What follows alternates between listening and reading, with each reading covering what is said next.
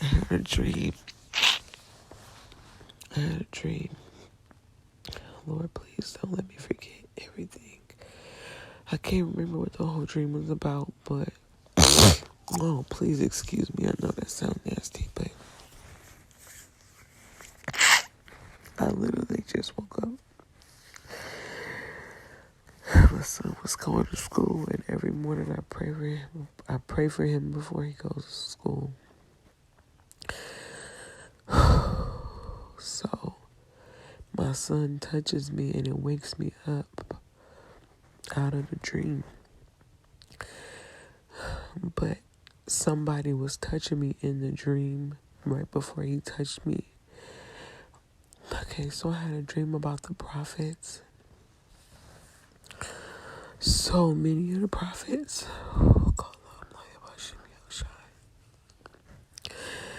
There were so many of the prophets that's in the dream. Elder Bishop Manatazak was one. He was in a dream, and then there was another one. I don't know his name. I know his face because I literally just saw him before my son woke up. And then, who else? It was so many. It was Elder Yasharamba. Oh, gosh. Gabar. Amuan Gabar. It was like all of the... It was like all of the ones from Connecticut.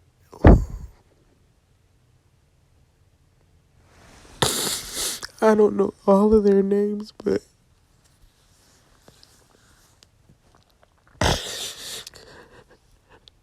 KAL, YAHAWASHI. Oh, Lord have mercy. It was like, we was like in this abandoned mall.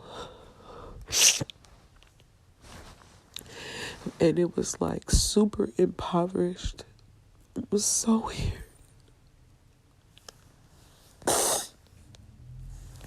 It was like super impoverished, like around us. Like it was like almost desolate outside of the mall. And you can tell that the mall had been there for a long time, no upkeep. It started like falling apart. It had so many different levels to the mall, right? And I could hear so many voices, and then all the Akim were on different phone calls. But the crazy thing is, there were some children there. There weren't too many men there. It was just like the Connecticut men. And I remember Elder Bishop Manatazak, he was like, hey, what y'all want to eat? What y'all want to eat? And he was talking to somebody on the phone.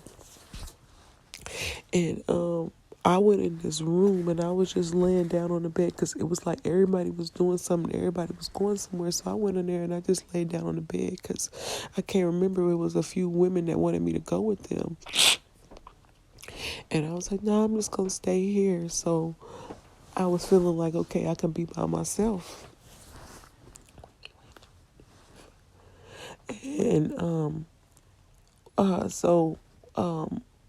Elder Bishop Manatazak was like, how about some chicken Alfredo? And then he looked over at me. He was like, you want some chicken Alfredo? I was like, yeah, I do. I said, that sounds good. So he was telling the other Akim to bring some salmon who he was on the phone with. And it's crazy, though, because it was kind of like watching a movie. And like the old school people that used to be operators, how they stick those things in the wall, and they were like, hi, how can I help you? Such and such, and I'll transfer your call. It was like the whole thing was going fast like that while everybody was on different phone calls. And then when Elder Bishop Manatazak asked me if I wanted, it's more to the dream. I pray, I hope YAHAWASHI give me everything back. But when he told the Akim, he was talking to Elder Yasharamba. Elder Yasharamba was like, yeah, I'll make the salmon. And then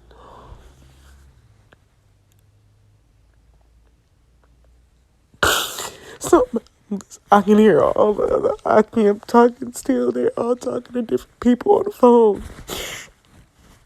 And then so I lay down or whatever, and I hear one of the brothers, I can't remember who it was, they actually leave out of the room. And then Elder Apostle Tahar walked in the room.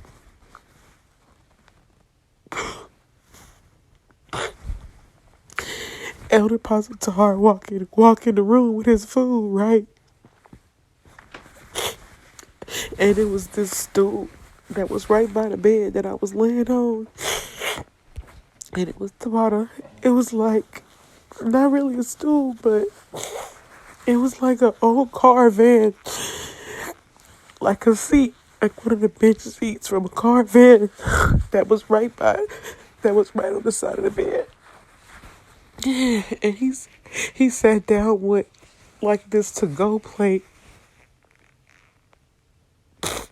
You know, the squared styrofoam to-go plates where you can close it up. And I was watching this TV, so it was like I kind of knew he came in there and sat by me. It was just me and him in the room. It was only us, and the room was dark, but the TV light was on. So he sat down by me, and I was like, oh, that's Apostle Tahar in my mind, because I seen him in my peripheral, because I heard him talking as the Akim, but he was saying bye to one of the Akim. I'm going to have to go get his picture, because I don't know his name. So he sits down right by me, and he was playing with me. He had one plate in his hand, and then he had another plate, a styrofoam plate, to-go plate in his other hand. And then it was empty. So he put the plate over my head. Before I knew it, I was like, over my face while I was watching TV. So he was like distracting me from watching TV. He put it over my face, and then he started laughing. And then I started laughing. I was like, oh, Apostle Tahar, why are you doing that? I was kind of like joking with him. He was like, I know you hungry. He was like, I know you hungry. He said, I got my plate.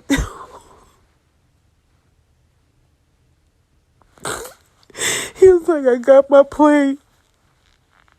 He said, you want some of my food until your food come? And he was just giggling.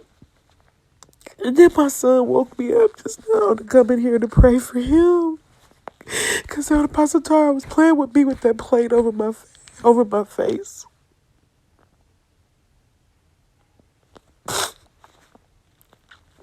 So when my son woke me up, he just softly touched my arm on my right side. And I had to get myself together before anything. So lucky, my husband in here, he getting ready to go to work. But I didn't want him to leave because I wanted him to get his lunch. I made your lunch for you, baby. It's in the refrigerator, but I forgot to put it in the bag. But I just had to say that dream. I don't want to forget it. And I pray that everything start coming back to me, who the women were that was there. What the children looked like. It was all kind of stuff that was happening prior to that. So that's just what I can remember because it was towards the end of the dream. But I know it's going to be how much, I'm praying how much I'm going to bringing everything else back to me. KAL, I'm like BAHASHAM, YAHAWASHI, BAHASHAM Kakodash, Shabbat Shalom. I'm better now. That recording that was in the beginning was this morning, straight out of my dream. I just wanted to add to it because some things did come back to my remembrance, but not fully. It's a whole lot more to the dream that happened. But the most important part of the dream was what you heard.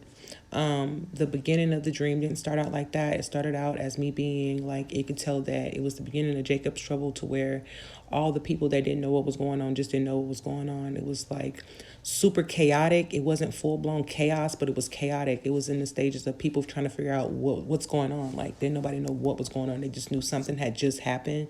And to me, it felt like it was like the beginning of some form of the famine. I don't know if it was just with the food. or it was being able to make purchases or something, or not being able to make purchases. Because what I remember was this place where I was at, it was like everybody was just kind of like confused, like they didn't know what was going on.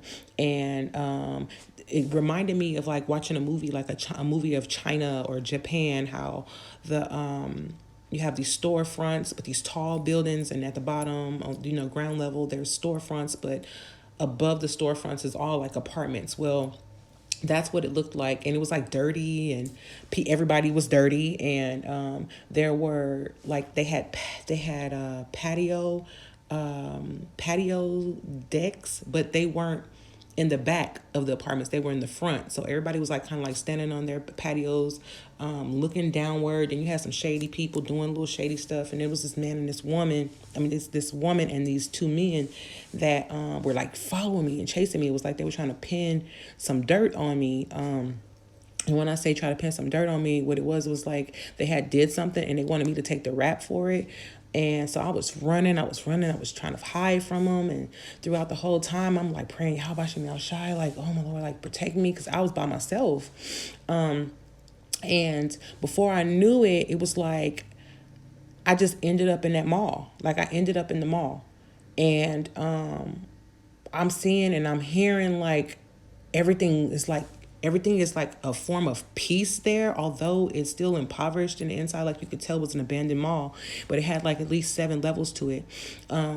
And I just heard all of these men's voices, kind of like, how the Akim do, like Manatazak Banyamyan, he does those videos, and you hear the Akim in the background, all in unison, said, Call Allah, YAHAWASHI, YAHAWASHI, Call Allah, YAHAWASHI, YAHAWASHI. It was like I was hearing all these men's voices like in unison, but they were all on different phone calls, kind of like in the dream I was saying, how like the old school movies, when you see an operator, how they would stick those extensions into the wall and they transfer the calls. It was like that's how busy it was, like business as usual. Everybody was fast paced. Some Akim I saw and some I didn't see. There were women there, but there weren't a lot of women there. There were women and children there, but it was mostly all the Akim from Connecticut. Long story short, the only person that was not from, the only one that was not from Connecticut, that area, was LD Yasharambo, which he was in a dream. And how did it happen? What happened? So what happened was, how did it go? Oh, okay. So it was like almost like, to me, I felt like, how did I get here? It was like I went from that to that. So it was like I was still in the mind frame of, normally when you're in a dream and then you switch atmospheres, you know that it switches, but you only know that it switches when you're telling the story back to someone in real time. But for me, it was like almost like a teleportation, but I didn't do it. It wasn't like I teleported or had that power. It was like someone sent for me. It was like someone sent for me and placed me there, like snatch, get her, bring her here kind of energy. That's what it felt like. Because out of the blue, I'm running from these people. I'm trying to hide from them. And I just end up in the middle of this mall. And I'm hearing like life going on. It was like it was a life, not, it was like lifestyle, yeah, but it was like, how can I say it? It was like, I'm getting a brain fart. It was like a safe house, and like I said, it had at least 7 levels to this mall. It was a huge mall, and like I said, it was a huge abandoned mall. Well, anyway, I'm in this room. It's an open space, but it was like I was in this room area. It's open. And I go sit down. Like I'm trying to catch myself, heart beating fast. I'm trying to like finally get my breathing together and everything. And I just noticed, I'm looking around. I'm like, oh wow. So I know I was safe because I was sitting right there next to Elder Bishop Manatazak. So he was another brother. Every brother on every level of the mall, there were Akim, and they were all working in unison and working in order. Everybody was on a phone call. They all were on phone calls, right? So it kind of felt like Adjustment Bureau, like the movie Adjustment Bureau, like how they were teleporting here and there, going one door. It was like, I don't know. To me, I don't know. It kind of felt like that. But however, Elder Manatazaki on the phone, he's talking with another brother, And how it felt was like at peace. Like I knew I was safe. I'm like, wow, I'm here with all the Akim. I'm good now. So Elder Bishop Manatazak, he's like, yeah. Oh yeah, I want some chicken Alfredo. Yeah, chicken Alfredo. He was like, he turned around and he looked at me. He was like, "You want some chicken Alfredo?" And I was like, "Yeah, yes, yeah, the water, yeah, thank you, yeah, that sounds good or whatever." And then he was like, "What else they got? What else they got down there?" Like that, right? To the man, he was on the phone. So he turned back around talking to him, and he was like, "Some salmon, yeah, get some salmon, get some salmon." And then I felt somebody walk in the room, but I didn't want to turn around and look. I just was like, "Let me just stay here, be quiet, speak when spoken to." And next thing you know, when Elder Bishop Manatazak said salmon, then I heard Elder Yasharamba's voice. Elder Yasharamba was the brother that walked in. And he was like, yeah, get the salmon. I'll cook the salmon. I'll cook the salmon.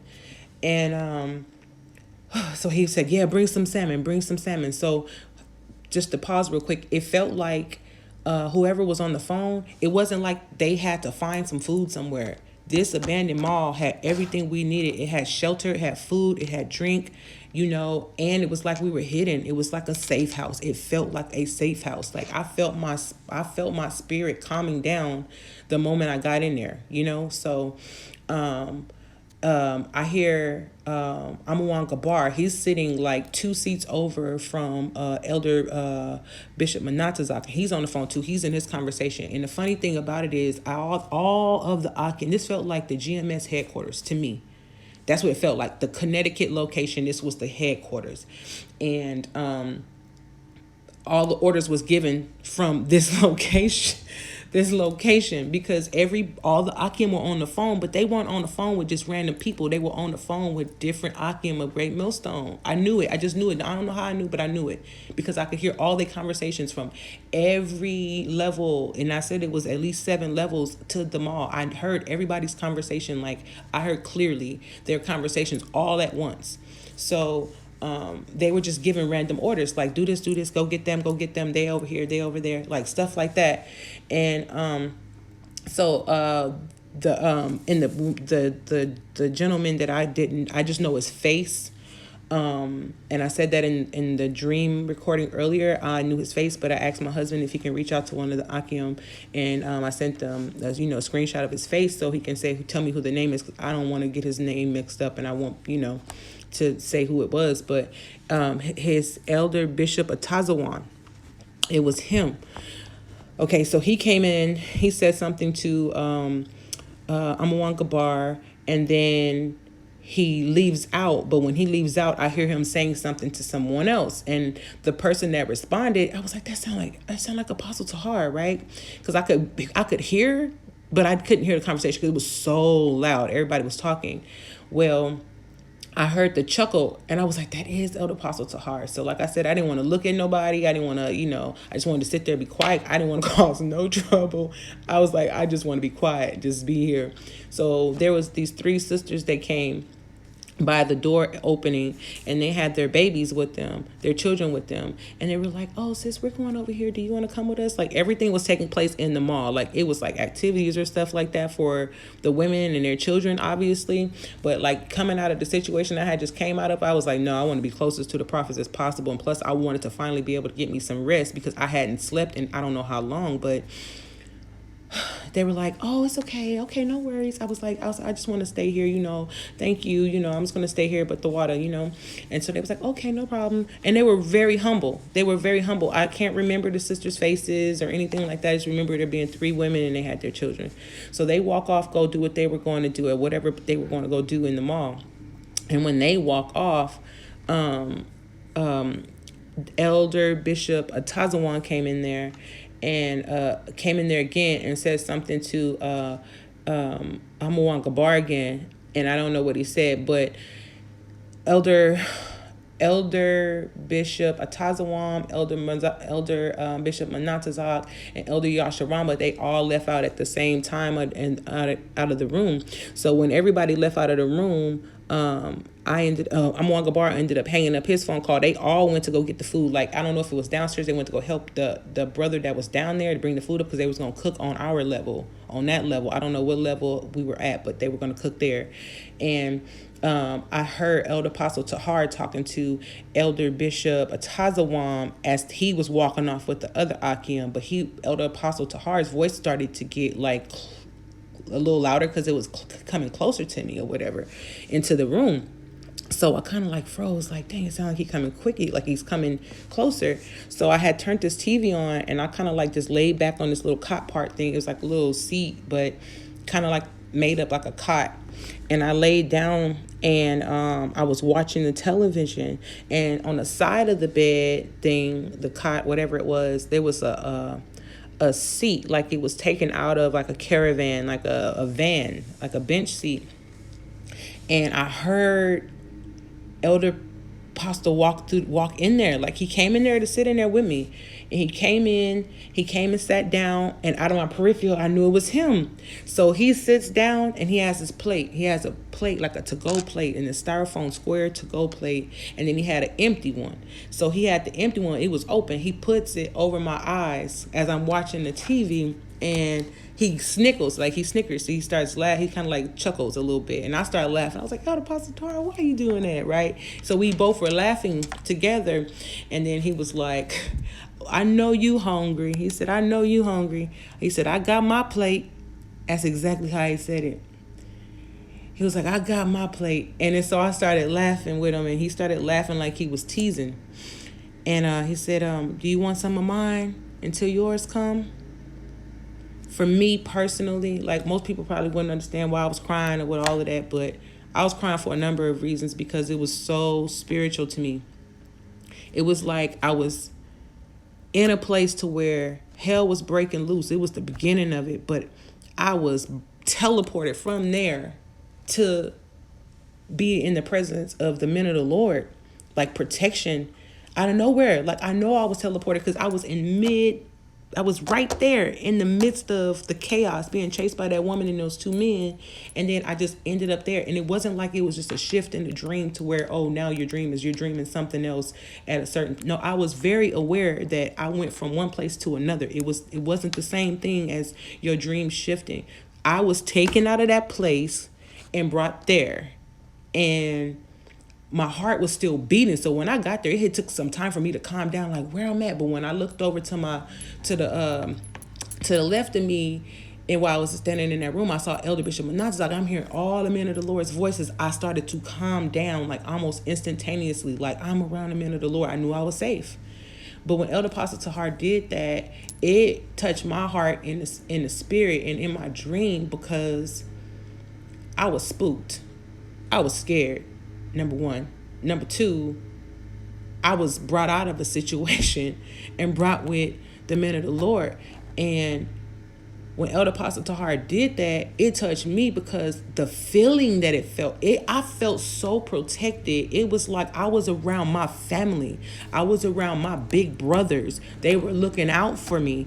And honestly and truly, the energy that Apostle Tahar had, it was like he was a father. He was my father or my grandfather. And he was, teasing me.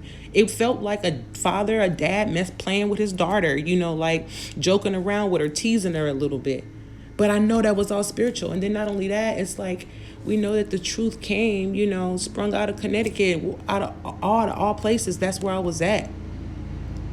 And Apostle Tahar, instead of going with everybody else, he stayed back because he knew that I was afraid. He knew I was afraid. Why else did he stay there with me? And then he was teasing me about being hungry.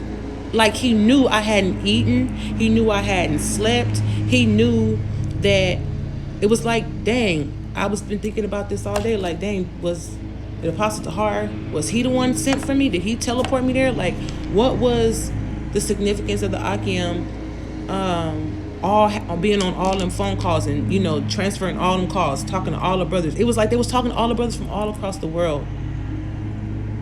I just don't. It's just like for me, it got my mind going and thinking and going because YAHAWASHI is going to do some great things, and I just be praying every night that I'm a part of so many miracles. Like this was a faith booster for me. I hope it's a faith booster for someone else. I don't want to talk too much, but I just wanted to get that out and share that with the body because I feel like that was it was so many different nuggets in that dream, like the food, It's like my servants shall eat, my servants will drink.